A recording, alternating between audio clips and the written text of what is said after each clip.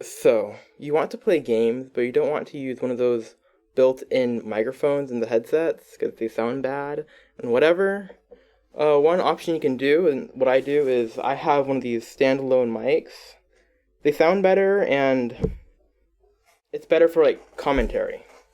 The one problem you can easily find is keyboard noise, and noise gates don't work well with it. You have problems with like noise isolation a lot more than you'd have with one of these built-in microphones because they're so close to your mouth.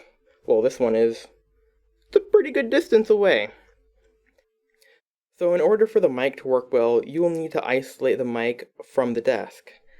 You can do this with a mic boom, or if you don't have room for a mic boom, or you want like a mobile setup, there's a couple different options.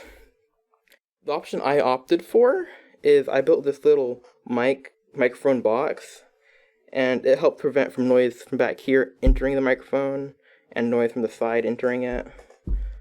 But that definitely was not enough. So on the inside, what I did is added some acoustic foam just to help dampen the sound waves and whatever. And I have a little stand for the microphone. It seems to work decently. And of course, I still have a little pop filter right here that helps prevent the plosive sounds. And so that worked pretty well for the most part. The only problem was that the sound from the keyboard, me tapping on the keyboard, was really loud. And when I hit the desk with my hand, it vibrated the entire mic stand. And in order to combat this, what I did, and what worked really well actually, is I added some acoustic foam, just something to help keep the microphone box off of the actual table. It helps prevent a lot of the rumbliness and the low-end sound. That worked really well.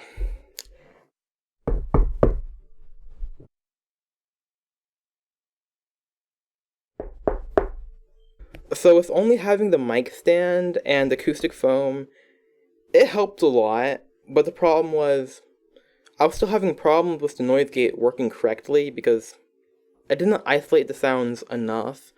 So I had to download some programs so I could actually still play games and record audio without having to deal with always pressing like activate voice key.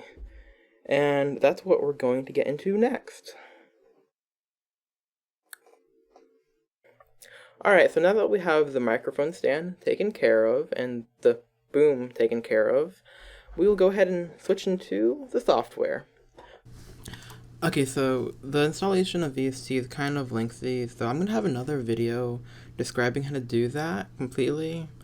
But assuming that you know how to install VST and you have the plugins already installed, we're going to just hop on into it.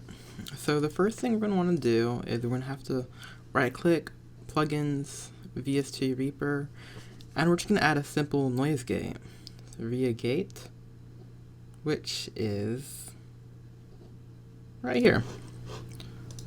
We're going to want the noise gate to only, we're going to want basically the flow within to flow in one direction through everything. We don't want it to kind of cross over and do weird things, so it should be one straight line. So once you open the noise gate, you can see that whenever I'm talking, my noise level is just staying to about right here. And we're going to set it slightly under that, so even when I'm talking kind of quietly, my voice will still be picked up. Alright, the next thing we will add is a VST Reaper comp standalone.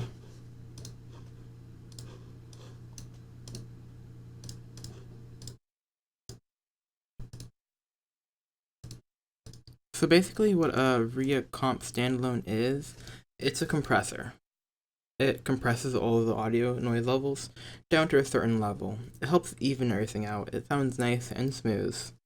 So basically if, like I'm just talking normally right now, but if like something like really loud were to happen, it would be really annoying and jarring to the viewers and to people that are listening to you. So to combat this, we will set the comp to just around slightly above my normal talking levels. We're going to set the ratio to 2 to 1. 2 to 1. And we'll have the release of 200 milliseconds. Now, it can get kind of complicated changing all these settings, so just you can copy mine or just figure out what works best for you by trial and error. And this seems to be working the best for me, and if I do something really loud, the gate or the compression is activated and it helps it sound not quite as horrible. Alright. Next thing we're going to add is something that will take care of some background noise, something like the static in your microphone or a background sound of a fan will be taken care of by this next addition. It'll be a RIA for standalone.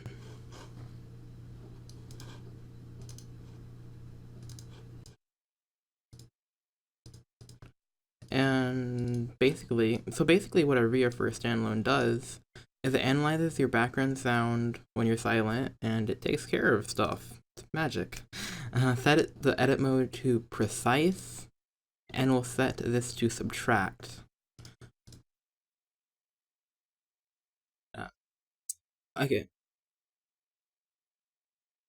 Okay, so basically what you want to do is set it to subtract, then press and click automatically build noise profile. When you click on this, you're going to want to stay silent and you want to have it stay clicked for about 2 seconds.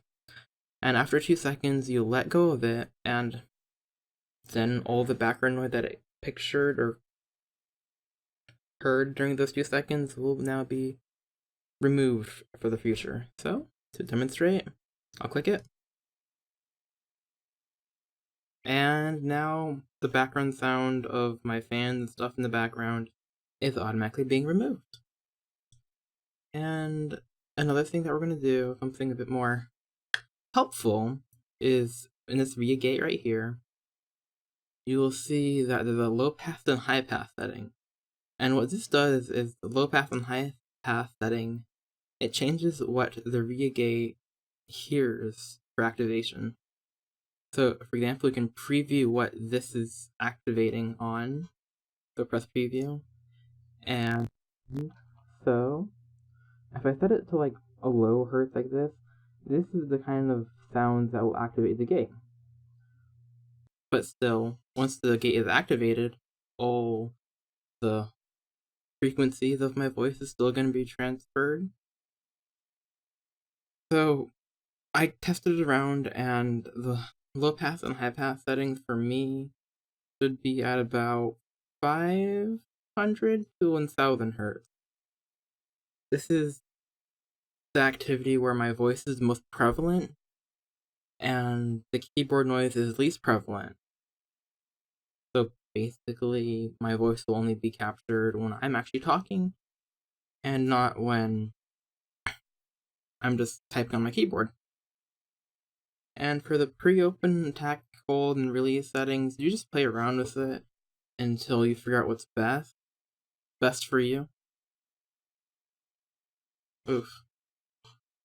So for me, I already have this thing set up, and through trial and error, this is what I found to work best for me. Oop. A pre-attack time of 112 seconds, or milliseconds. Attack of 500 milliseconds.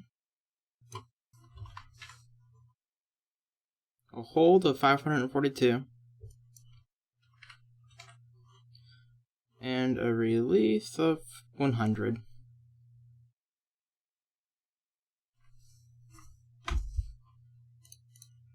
And so this will make me sound the most normal while still doing quite a lot of background noise removal, and it just sounds the best for me.